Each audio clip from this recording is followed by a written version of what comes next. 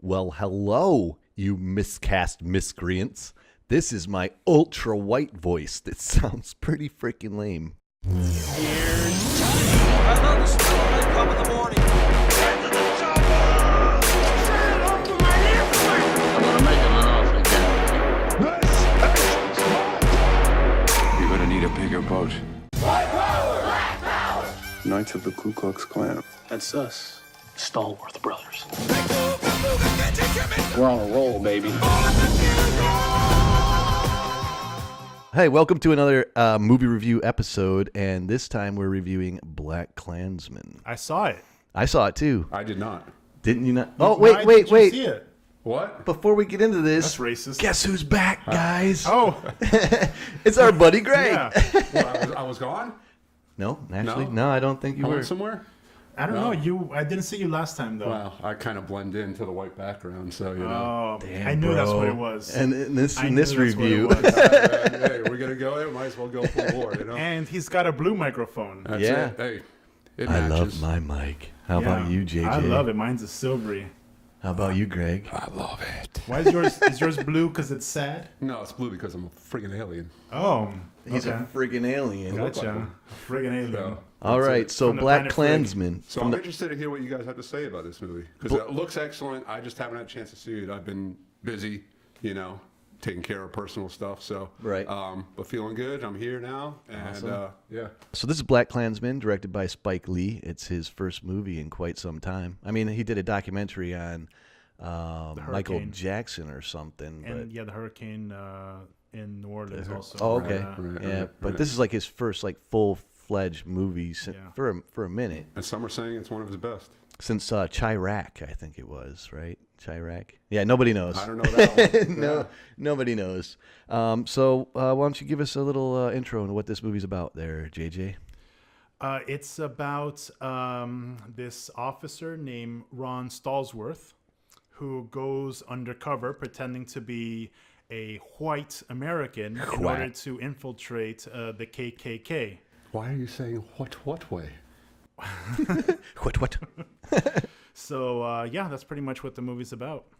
So I have some serious thoughts about this movie. It was intense, man. Like at first, I kind of felt like it was kind of like a black exploitation kind of film for a minute, and then it definitely changed gears to more like a Tarantino feel. It does. The commercials kind of give it that blaxploitation Yeah, essence to well, it, you know. it has those moments. But, Yeah.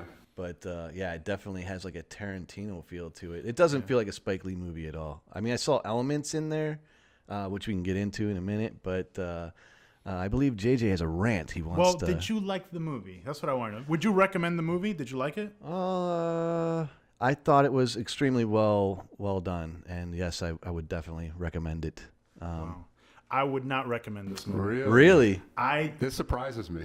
Why? Because, I don't know, you seemed like initially, when you texted us about it, initially it sounded like you really enjoyed it. And it's No. really getting great reviews, so that's why That's why one I'm thing that surprised. really surprises me, that it's getting such great reviews. Okay. My interpretation of the movie is that Spike Lee is very passionate. He's a very passionate person, very passionate director. Do the Right Thing, to me, is an American icon. That movie is just can't be beat. After that, I'm not a Spike Lee fan. I mean, I love Do the Right Thing, but his other movies really Just okay, kind of, right? just okay. I mean, he did Inside Man was good. I liked Inside Man. he did that remake of Old Boy, which I thought was just a gigantic failure. Right. So I was excited when I saw this movie. It has Adam Driver, which Adam Driver can do no wrong, and the movie had this sort of really cool sort of Quentin Tarantino feel. So I was excited to see it. And my problem with this movie is that it feels very disjointed. It's a very disjointed film. I think the problem is the directing of the film is I think it was poorly directed. Wow. That's kind of a bold statement, so okay. And I'll tell you why. Yeah, I Okay, was gonna so, say. in Do the Right Thing, you had all these different characters from all these different races. And obviously, the movie was supposed to represent all this racial tension that's happening. But no matter which character you were watching, you understood where that character was coming from. Even though you didn't disagree with even though you disagreed with that character, you always knew where that character was coming from. So in the culmination of the film, when everything goes to hell at the end, you feel for everybody. You feel for, the Italian family who's getting their business destroyed. You feel for the Korean business owners who have to deal with African Americans coming in there, giving them crap. You deal with you feel for the black community, which has to deal with all this stuff, constantly. In this movie, you have the KKK represented sometimes in a comical way. As just dumb hicks or something like that? Well, sometimes they're very endearing. There's one dude that plays like this sort of like chubby mouth breather that when you watch him, he's funny. Like you're laughing at him. The movie does have like a lot of funny bits. But the problem is that whatever message Spike Lee was trying to convey just wasn't coming across, only because, at least for me, because the movie had very poor direction. You can't fear the KKK if you turn them into these cartoonish characters. So there's this documentary called Welcome to Leh, and it's about how this white supremacist moves to Leh County and in North Dakota and starts buying all this land. And everybody at first is like, oh, great, this guy's coming in, he's developing all this land. But he's only developing it to invite all his white supremacist friends to move in. Right. And what makes this movie so frightening is that you get to know these Klansmen. You get to know these white supremacists. You get to live with them. You get to see how they are indoctrinating their children. And you get to see how they themselves have become indoctrinated. You see them as human beings. So you're empathetic towards them. Extremely. When you shouldn't be. Right, but even though you disagree with them, you still recognize them as being human beings. Right. And that's what makes it so frightening. In this movie, you never get that. In this movie, the KKK is just like a bunch of cartoon hicks, and I don't know. It just didn't resonate with me. Can you argue that that's the way that they should be portrayed because they're not somebody to be admired or empathetic towards? Look, these are people. These are real people with their own problems and their own point of view. I mean, what's the name of the ACLU has gone on record and has defended the white supremacists' right to speak. Right. So in the United States, we all have the right to freedom of speech. Right. Even if it's hateful speech, even though it's speech you don't want to hear, everybody does have the right to be able to speak. And in order to, there's no doubt that we have a lot of racial problems here in America currently. Big time. There's no doubt about that. We don't need Spike Lee to tell us that. We know, okay? This stuff has been going on for a very long time. But okay, so what is Spike Lee trying to tell us? What is the call to action? And the problem with dramatic movies is that movies are for escapism. They're for you to escape your problems. Nobody has ever seen a fictional movie and said, okay, now I'm going to do this differently. Right. Which is very different than documentaries. Have you guys seen the movie Blackfish? No. I cannot watch that. I mean, there's too much animals in me. I'm too sensitive. So if you look at a movie, if you watch that movie Blackfish, or you don't have to even watch it, but I highly recommend it. No, it's an amazing movie. I hear. But Blackfish came out, in 2013, and just like 3 years later, because of that movie, it called to SeaWorld to abandon their orca program. So that's it. They're not doing that anymore, and that's because of that movie. Right. That's a true call to action. Right. And if you see another movie like Super Size Me. Right. Okay, we've all seen Super Size Me. That was another call to action that caused America to kind of wake up a little bit, not supersize your shit all the time, and it caused McDonald's to get rid of that off their menu and provide more, more It is still healthier choices. Laura's choice. Yeah, but it did cause them to open the door a little bit more to healthier choices. It made me want to eat a shit ton of fries. So the thing is that those are call to actions in this movie, because it's based on a true story, which is Hollywood for one or two things that happen in real life is in Right. the movie. Right.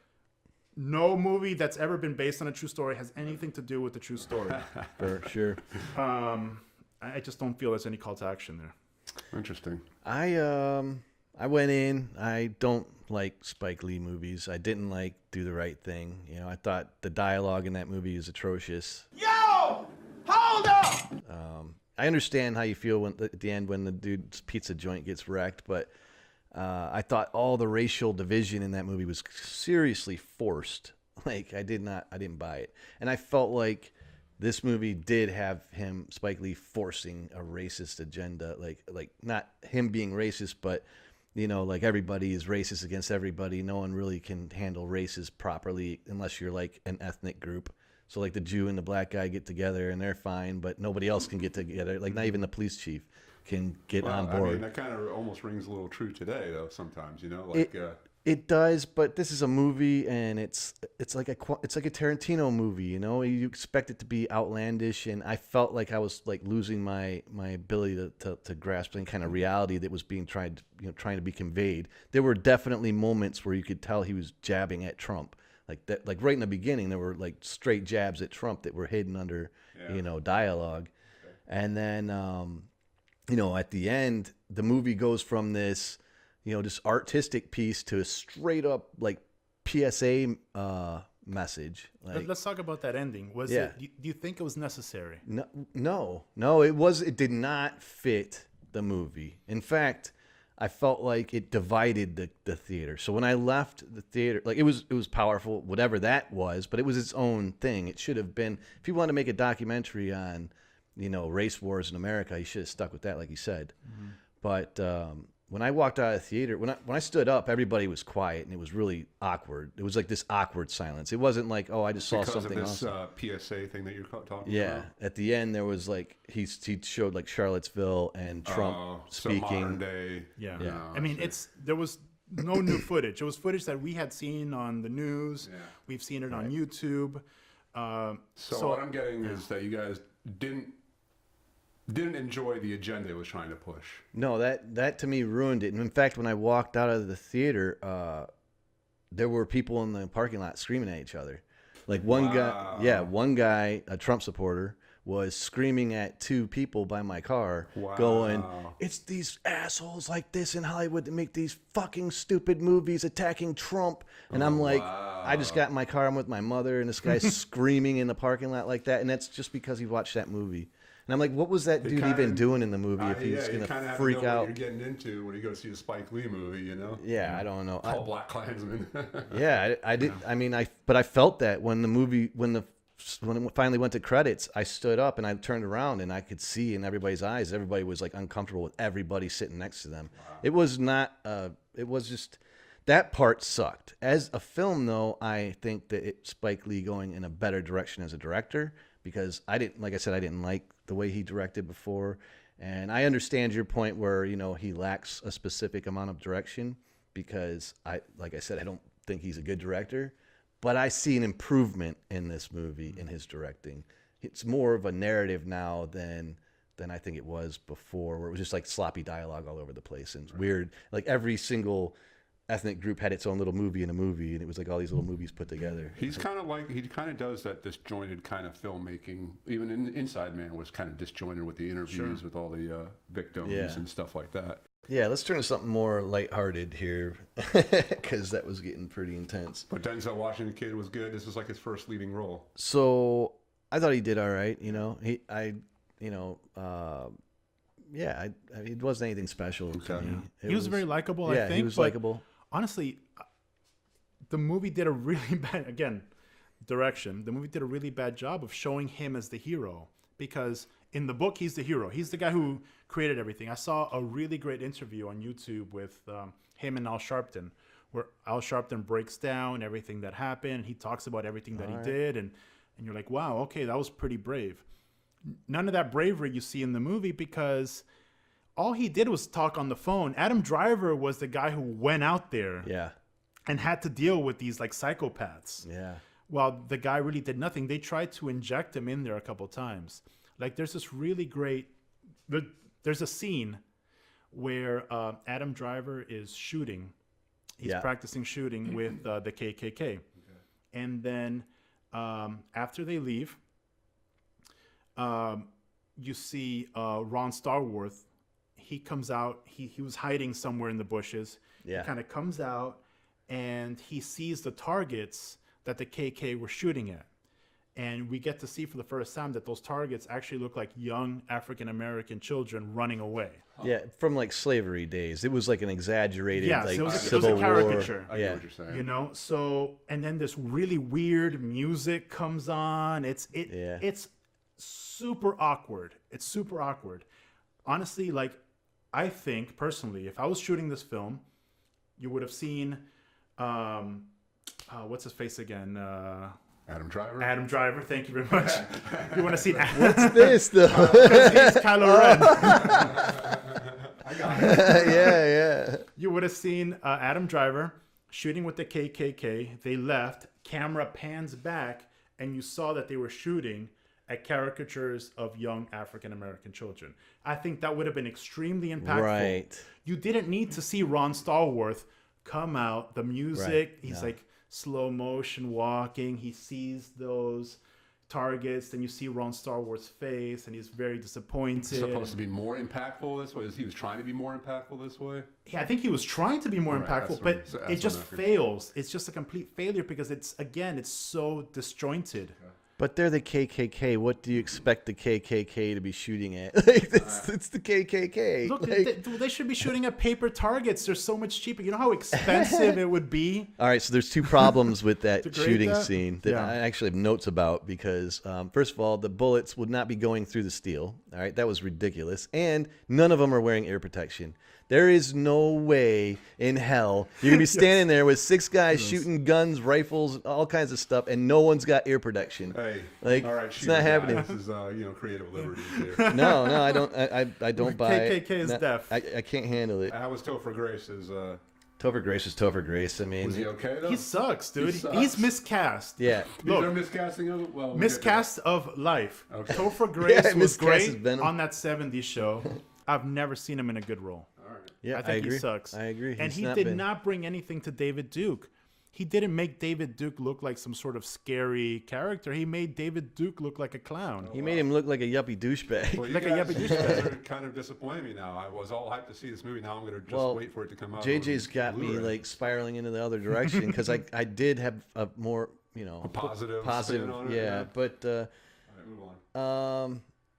there was the Alec Baldwin thing in the beginning with the projector. I did not understand that at all. The filming of that was terrible. That Right. I have a note that it just bothered the crap out of me. Like the whole time he's trying to do a PSA for KKK and Right. he's got the projector on his face the whole time. I didn't understand Well, it. I think The honestly, cinematography. I think it's a subliminal Trump jab, being as he plays Trump on Saturday Night Live. Oh yeah, right. So now to have him play like another racist character, to me, it's a subliminal Trump jab. I think. I don't know. I don't Well, that know. would make more sense because it he didn't fit right. Right. And I didn't know Toad was a disparaging remark. I've never heard anybody say that before. We call it's the T word, William. Well, whatever. I didn't know that. I It really was, don't know. I didn't- mean, I've never heard of it It's a new one either. to me, I have to admit. Everybody kept calling this guy a toad, and I guess that's like calling him the N-word or something. And it's what I got out of it. But I thought that it was Spike Lee making fun of his afro because he looked like Toad from Mario.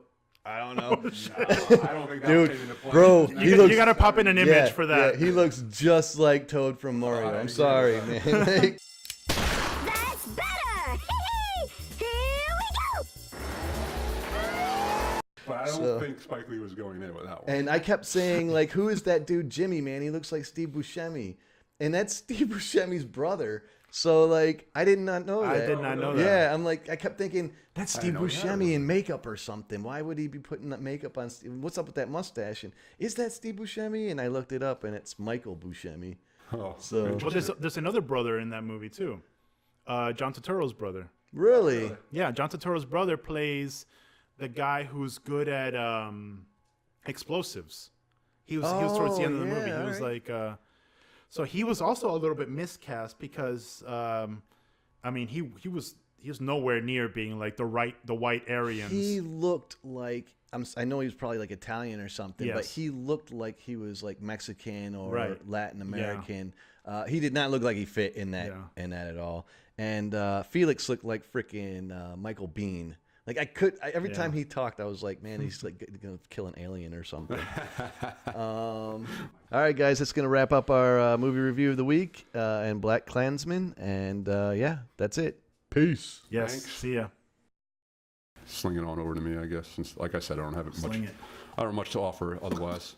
All right. That's not slinging it. That's not slinging? No, it's squirting. Oh, I don't know. Well, I guess. It's, Yeah, like the Sansa lambs you. yeah, it's on my hand. I can see the blood.